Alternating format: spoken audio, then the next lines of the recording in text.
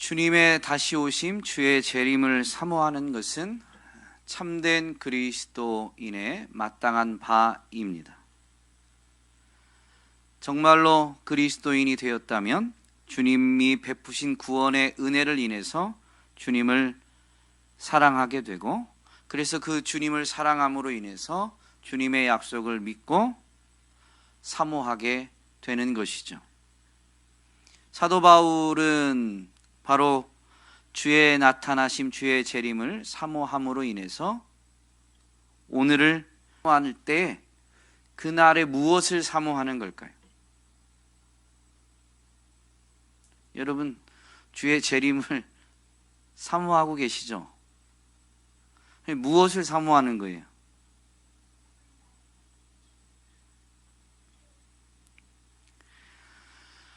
주님을 사모함으로 주의 재림을 사모하는 거니까, 우리가 주의 재림을 사모한다라고 할 때 무엇을 사모하는가라는 것은 재림과 관련해서 우리가 정말로 사랑하는 게 뭔가를 생각해 봐야 됩니다. 즉,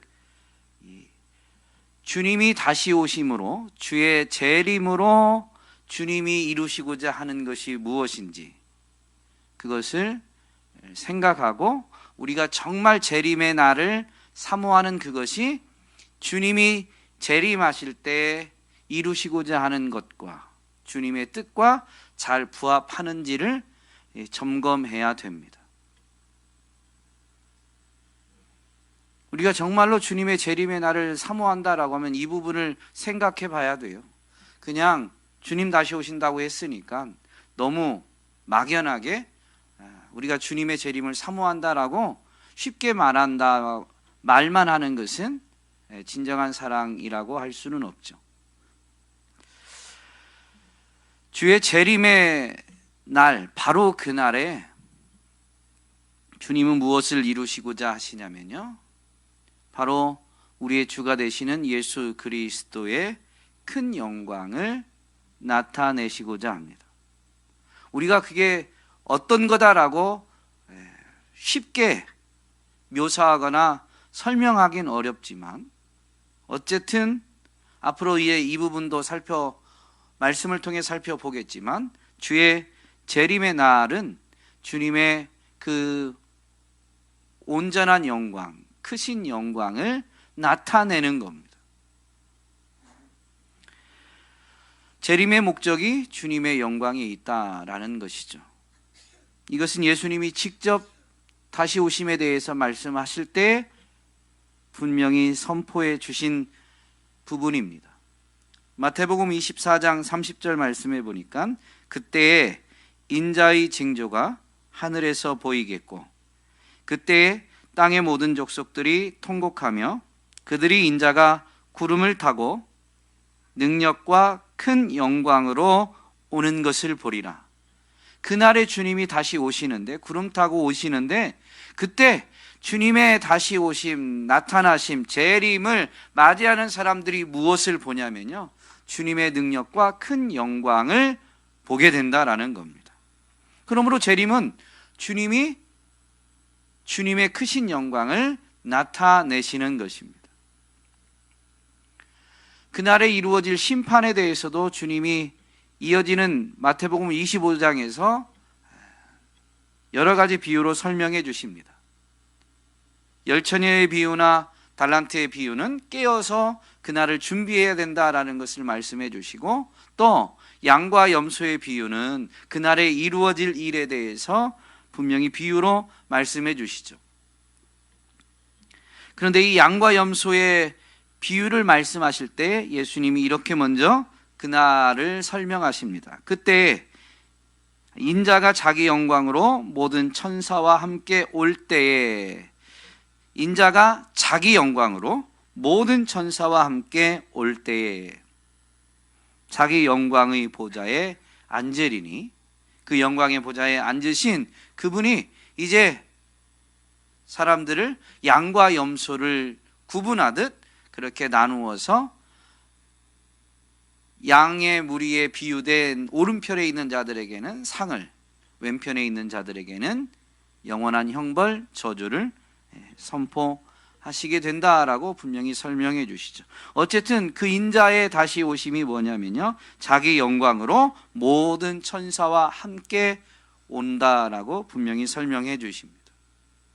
예수님이 직접 설명해 주신 그날, 재림의 날에 주님이 나타내실 것이 무엇인지를 밝혀 주신 것이죠.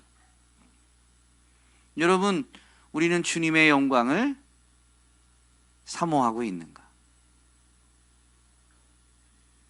분명히 우리 자신을 돌아봐야 됩니다.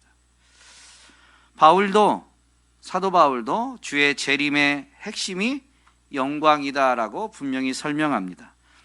데살로니가후서 1장 7절로 9절 말씀에 보면, 주 예수께서 자기의 능력의 천사들과 함께 하늘로부터 불꽃 가운데에 나타나실 때에 하나님을 모르는 자들과 우리 주 예수의 복음에 복종하지 않는 자들에게 형벌을 내리시리니, 이런 자들은 주의 얼굴과 그의 힘의 영광을 떠나 영원한 멸망의 형벌을 받으리로다.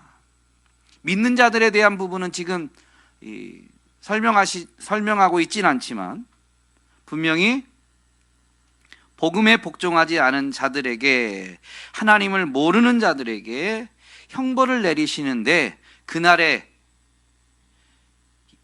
하나님을 모르는 자들, 복음에 복종하지 않는 자들에게는 형벌이 내려지는데, 그 내려지는 형벌이 뭐냐면요, 주의 얼굴과 그의 힘의 영광을 떠나서 영원한 멸망의 형벌을 받는다라는 거죠. 그러므로 주님이 그날에 오시면 바로 그 힘의 영광으로 나타나신 거예요. 심판에 있어서 저주를 받는 자들이 당하는 저주의 내용이 뭐냐면, 나를 떠나 마귀와 그의 사자들을 위하여 예비된 영영한 불에 들어가라 라는 게 심판의 내용이었죠. 그러므로 주님을 떠나는 것이 바로 형벌이고 심판입니다. 저주입니다. 그런데 이 부분에 대해서 바울이 어떻게 설명하냐면, 그의 힘의 영광을 떠나, 주님을 떠나는데 주님이 영광으로 오셨기 때문에, 주의 영광을 나타내시면서 그날에 오시기 때문에 주님을 떠나는 것은 주님의 영광을 떠나는 것, 그래서 영원한 멸망의 형벌을 받게 된다라고 설명하고 있죠. 이 설명에 함축되어진 부분이 분명히 주의 재림에 있어서 핵심은 주님의 영광이 나타나는 것입니다. 베드로 사도도 역시 주의 재림의 핵심을 영광으로 설명했습니다. 베드로전서 4장 12절 13절 말씀에 보면, 사랑하는 자들아, 너희를 연단하려고 오는 불시험을 이상한 일 당하는 것 같이 이상히 여기지 말고, 오히려 너희가 그리스도의 고난에 참여하는 것으로 즐거워하라. 이는 그의 영광을 나타내실 때에 너희로 즐거워하고 기뻐하게 하려 함이다. 주님이 나타나시는데 그의 영광을 나타내시는 것입니다. 그러므로 재림의 핵심은 주님의 영광에 있습니다. 물론 믿음의 사람들은 주님을 인격적으로 체험하면서 그 영광을 맛보게는 됩니다마는, 그러나 그것이 그날에 나타내실 영광에 온전히 동일한 건 아니죠. 분명히 맛보기이지 그날에 나타내실 영광에 동일한 실제는 아닙니다. 우리는 주님을 인격적으로 체험했을 때 분명히 그런 경험들이 있을 거예요. 정말로 그 순간에 그 감격과 그 표현을 막 어떻게 해야 될지 모르겠습니다. 황홀함과 감격스러움과 그 부분이 세상의 어떤 것하고도 바꿀 수 없는, 묘사하기는 설명하기는 어렵지만 그러나 어떤 것과도 결코 바꿀 수 없는 황홀하고 놀랍고 감동적이고 감격적인 그런 것은 분명합니다. 근데 그것조차도 맛보기에 불과한 거예요. 재림의 때 나타내시는 주님의 영광은 영원한 영광입니다. 디모데후서 2장 10절 말씀해 보니까 그러므로 내가 택함 받은 자들을 위하여 모든 것을 참음은 그들도 그리스도 예수 안에 있는 구원을 영원한 영광과 함께 받게 하려 함이다.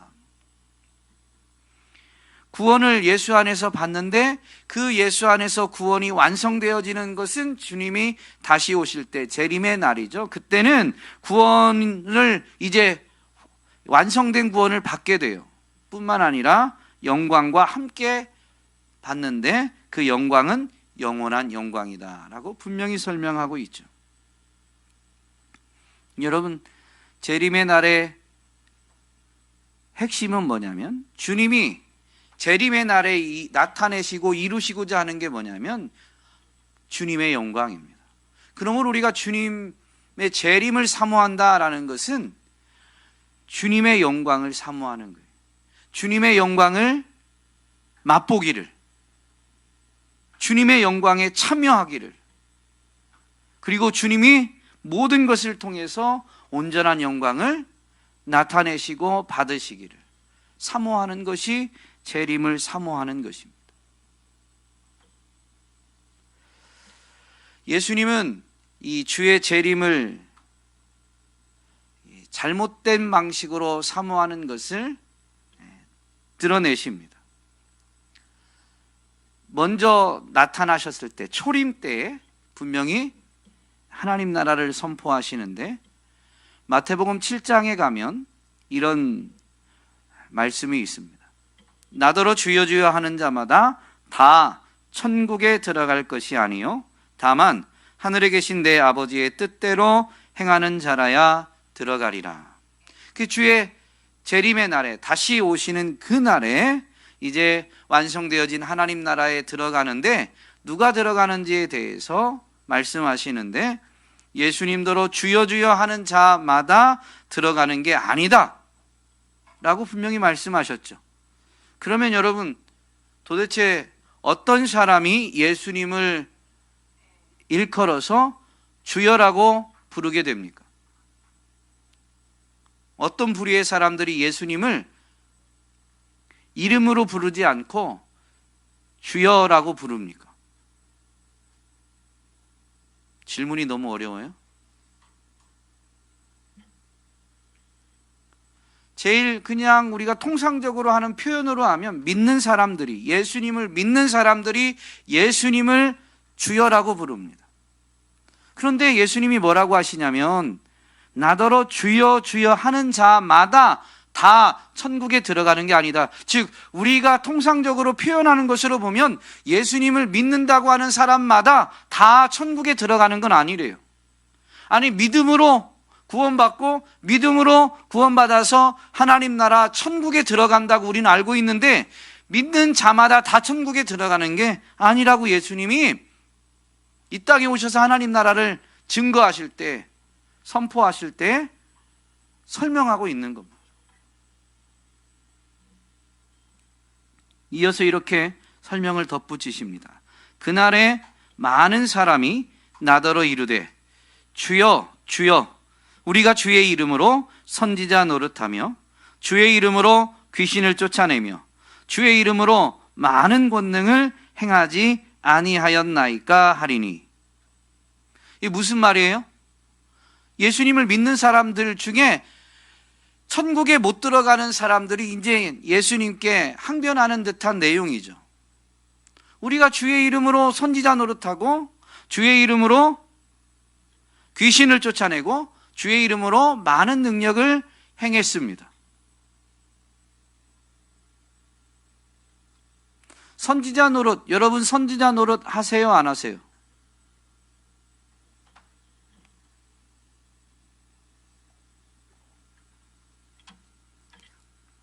사도행전 강해할 때 그 오순절 성령 강림 사건 설명하면서 분명히 말씀드렸죠.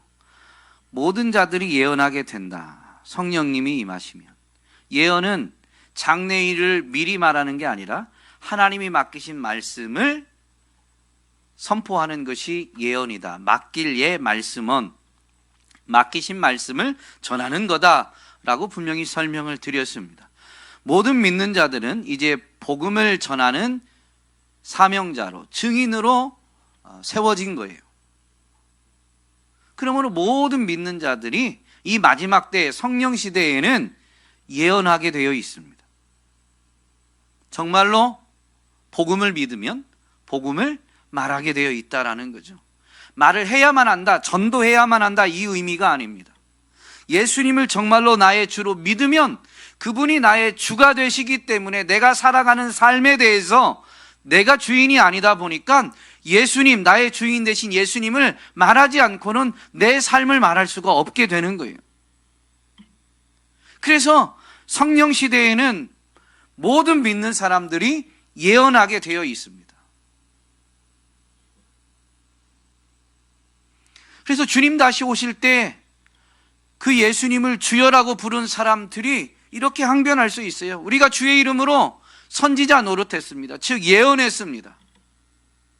우리가 주님의 이름을 말하고 삶으로 주님을 증거하고 또 매 순간마다 주님의 이름을 전한 건 아니지만 삶으로 증거하면서 기회가 주어질 때 믿는 자들 믿지 않는 자들 앞에서 예수님을 말했습니다. 복음을 말했습니다. 이 의미예요. 선지자 노릇했다는 게. 그러면 오늘날 선지자 노릇했다라고 한다면 오늘날 교회 안에서 이렇게 행한 사람들을 보고 뭐라고 말할까요? 믿음이 별로라고 말할까요? 믿음이 참 굳건하고 대단하다라고 말할까요? 아마 믿음이 굳건하고 대단한 믿음이다라고 말할 것입니다. 그런데 그렇게 해도 주의 이름으로 봉사도 많이 하고 구제도 많이 하고 선교도 많이 하고 아무리 많은 일들, 많은 권능을 행했다 할지라도 마지막 부분에 주님이 이렇게 말씀하십니다. 그때 내가 그들에게 밝히 말하되 내가 너희를 도무지 알지 못하니 불법을 행하는 자들아 내게서 떠나가라 하리라. 적은 사람이 아니고 예수님을 주로 부르는 사람들 중에 많은 사람들이 그렇게 될 거다라는 겁니다.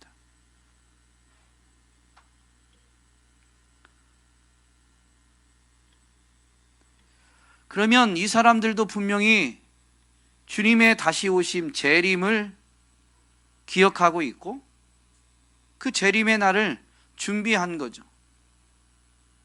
주의 이름으로 선지자 노릇하고 귀신 쫓아내고 많은 권능을 행했으니까 재림의 날을 준비한 거예요. 그런데도 불구하고 주님이 도무지 모른다라고 청천벽력과 같은 충격적인 선언을 듣는 일들이 많다라는 겁니다. 그러므로 오늘 우리는 주의 나타나심을, 주의 재림을 사모하고 준비하고 있겠지만 정말 우리는 올바르게 주의 재림을 사모하고 준비하고 있는지를 점검해야 되는 거예요. 그 기준이 뭐냐면 나는 주님의 영광을 소망하고 있는가? 나는 주님이 영광 받으시기를 소망하고 있는가? 나는 주님의 영광을 맛보기를, 주님의 영광에 참여하기를 소망하고 있는가? 라는 겁니다. 오늘 본문에서도 예수님은 조금 더 자세히 이 부분을 설명해 주시는데요. 초림 때 이 말씀을 하셨는데 이 말씀에 오늘 본문의 말씀의 대상자들은 유대인들입니다. 예수님 당시에 유대인들은, 이스라엘 사람들은 거의 모든 사람들이 메시아를 사모했습니다. 메시아를 기다렸다는 거예요. 그런데 메시아가 실제적으로 나타나셨는데 이 유대인들, 이스라엘 사람들 대부분이 어떻게 했어요?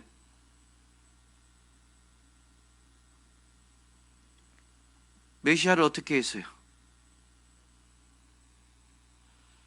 예수님이 메시아다라는 증거는 행하신 표적으로 분명히 나타내셨습니다. 사람이 할 수 있는 일들이 아닌, 하나님이 아니면, 하나님이 보내신 자가 아니면 할 수 없는 일들을 정말로 많이 일으켰어요. 그래서 무수히 많은 사람들이 그 예수님을 뒤따르게 되었던 겁니다. 그런데도 불구하고 왜 결정적으로는 대부분의 사람들이 이 메시아를 거절하고 심지어 십자가에 못 박아 죽이는 일을 행하게 됩니까?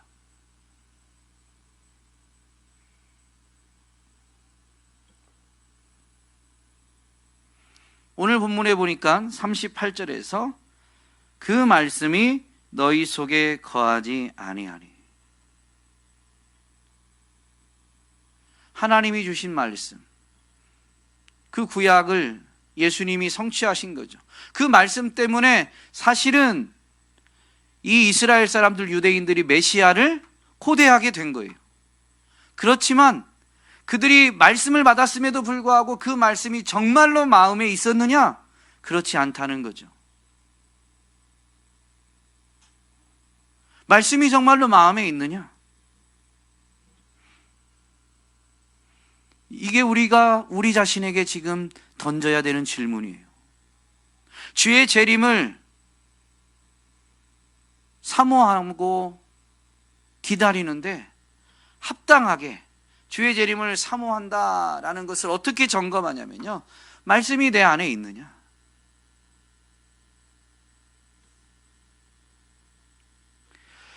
말씀이 그 속에 거하지 아니하니까 어떻게 돼요? 메시아를, 예수 그리스도를 믿지 않았다라는 것이죠.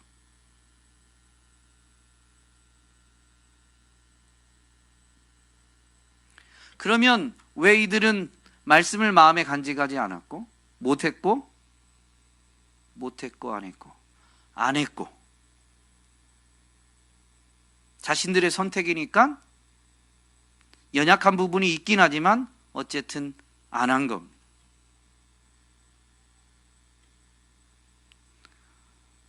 왜 이들은 말씀을 마음에 두지 않고 그래서 예수님을 받아들이지 않았는가? 44절에 분명히 이렇게 예수님이 말씀하시죠. 너희가 서로 영광을 취하고 유일하신 하나님께로부터 오는 영광은 구하지 아니하니 어찌 나를 믿을 수 있느냐? 믿을 수 없다는 거죠. 왜 믿을 수 없었냐면, 왜 말씀을 마음에 둘 수 없었냐면 서로 영광을 취했어요. 이게 무슨 말이냐면요, 서로 영광을 취했다는 것은 사람이 사람의 영광을 구했다는 거예요. 영광을 구하다라는 걸 우리가 조금 더 쉽게 이해하려면 사람에게 기쁨을 얻고자 했다는 거예요.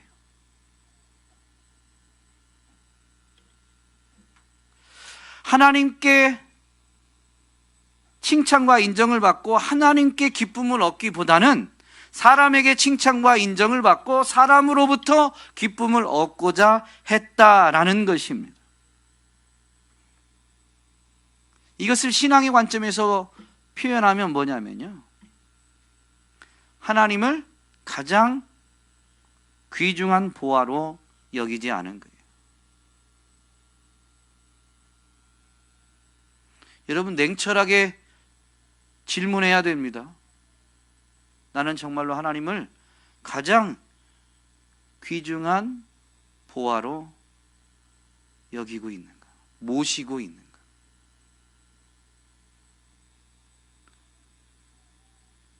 우리가 여기에 대해서 그렇다라고 말하는 것이 우리의 믿음이 아니에요. 그렇다라고 믿음이 있으면 말하긴 하겠지만, 여러분, 그렇게 말했다고 해서 우리의 믿음이 참된 믿음으로 주님께 인정받는 건 아닙니다. 왜냐하면 조금 전에 인용해서 말씀드렸던 마태복음 7장 말씀, 산상수훈 끝부분에 있는 말씀, 나더러 주여 주여 하는 자마다 다 천국에 들어가지 않는다고 주님이 직접 말씀해 주셨으니까요. 믿음이 있으면 말도 따라오고 나아가 행동도 따라오게 되어 있습니다. 하나님이 가장 귀중한 보화다라고 하면 우리의 삶의 우선순위는 그 귀한, 가장 귀중한 것부터 하게 되어 있어요.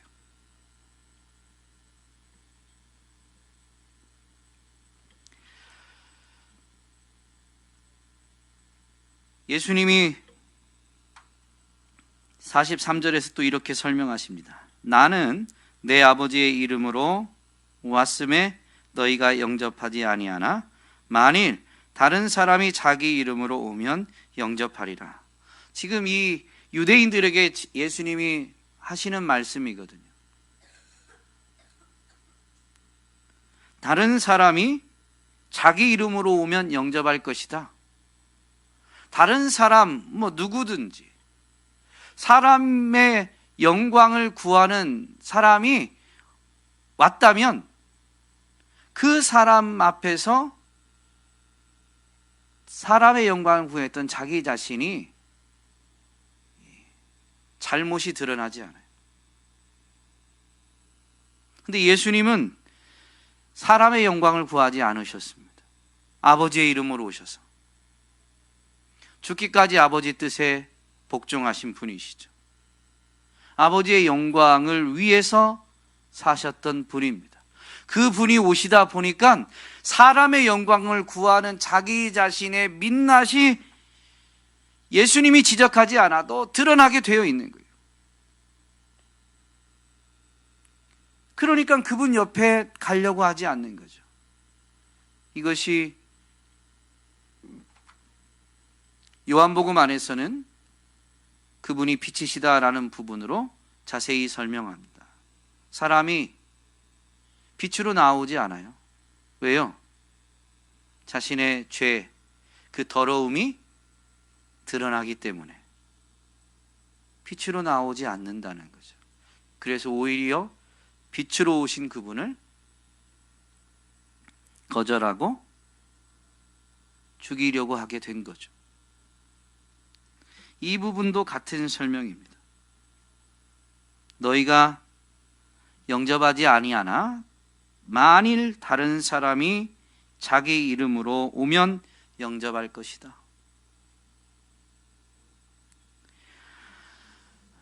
오늘 우리는 정말로 하나님을 가장 귀중한 보화로 여기며 하나님의 영광을, 하나님이 보내신 예수 그리스도의 영광을 구하고 있는가?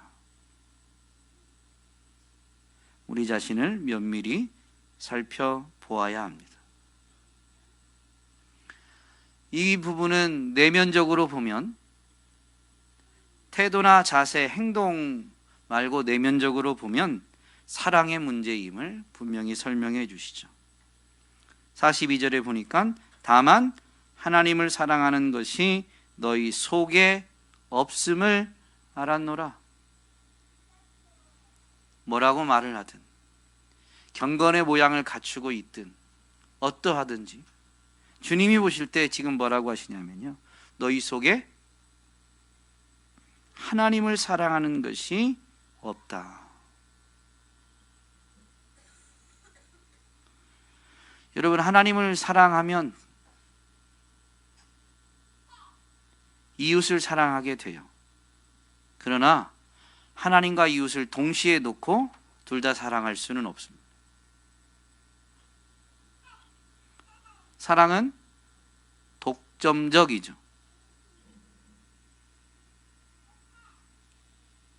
이것은 예수님이 분명히 설명해 주셨습니다. 한 사람이 두 주인을 섬기지 못한다.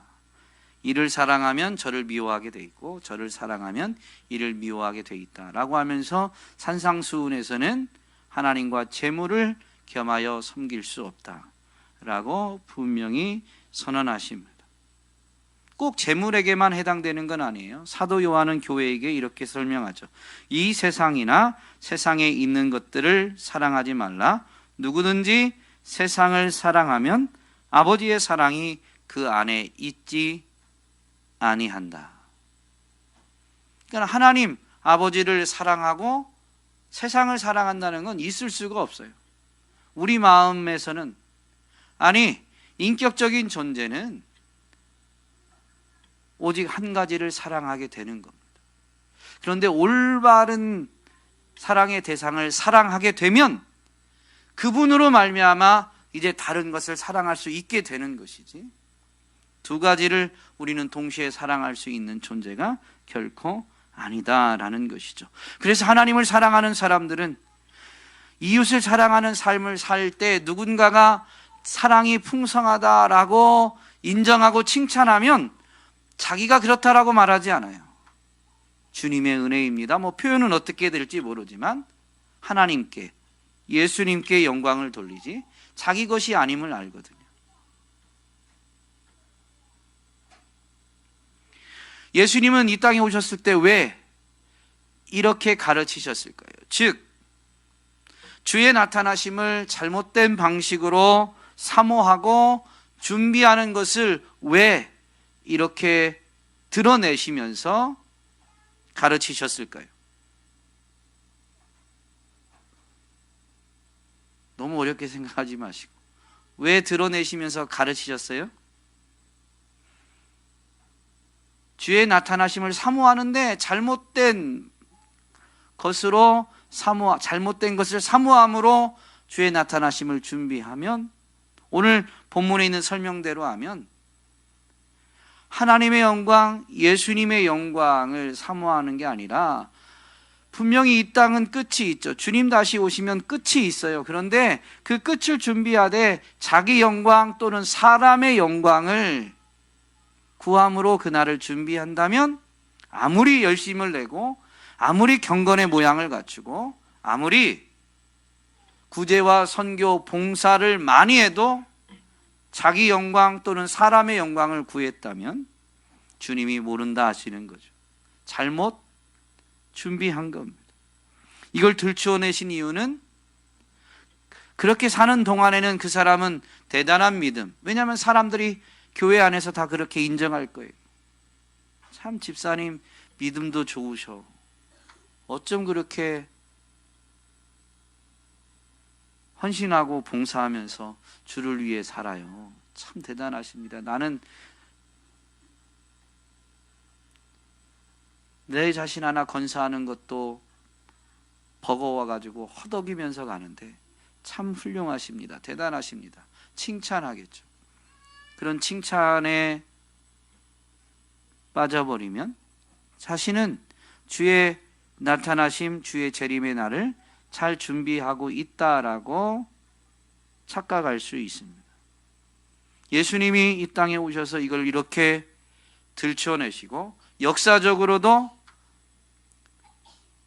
선민이었던 이스라엘이 주의 나타나심을 잘못 고대하고 준비했던 것을 드러내시면서 우리에게 교훈을 주시는 것은, 재림의 때는 다시 기회가 없거든요. 재림의 때 불행한 결과, 영원한 불행이라는 결과를 초래하지 않게 하기 위해서 주의 나타나심을 올바르게 사모하고 준비하게 하기 위해서입니다. 주의 나타나심을 올바르게 사모하고 준비하는 것은 오직 주님만을 사랑하고 재림의 날에 나타내실 주의 영광을 사모하고 그 영광에 참여할 것을 기대하면서, 그래서 오늘이라는 순간에 최선을 다하는 거죠. 그분을 기쁘시게 해드리기 위해서, 그분의 영광을 위해서 오늘을 최선을 다해서 준비하는 것입니다. 주님을 기쁘시게 해드리려고 하다 보니까 나를 향하신 주님의 뜻이 무엇인지 묻지 않고는 우리는 자꾸 오류를 범할 수 있는 거예요. 내 열심이 반드시 주님이 기뻐하시는 결과로 이어진다라고 장담할 수가 없거든요. 많은 사람들이 주의 이름으로 선지자 노릇하고도 귀신을 쫓아내고도 많은 능력을 행하고도 주님이 모른다라고 하는 일들이 일어나게 됩니까? 이 가르침, 이 말씀 앞에 우리는 그래서 매번 묻지 않고 발을 내디딜 수가 없는 거예요. 오늘 저와 여러분이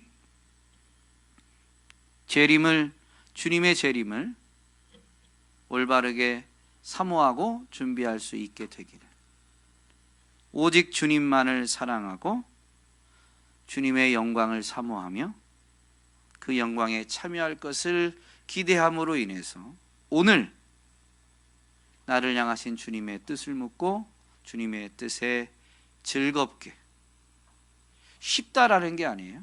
쉬워서 즐거운 게 아니고 영광에 참여할 것 때문에 즐거이 달려갈 길을 달려가는 저와 여러분이 될 수 있기를 주님의 이름으로 축복합니다.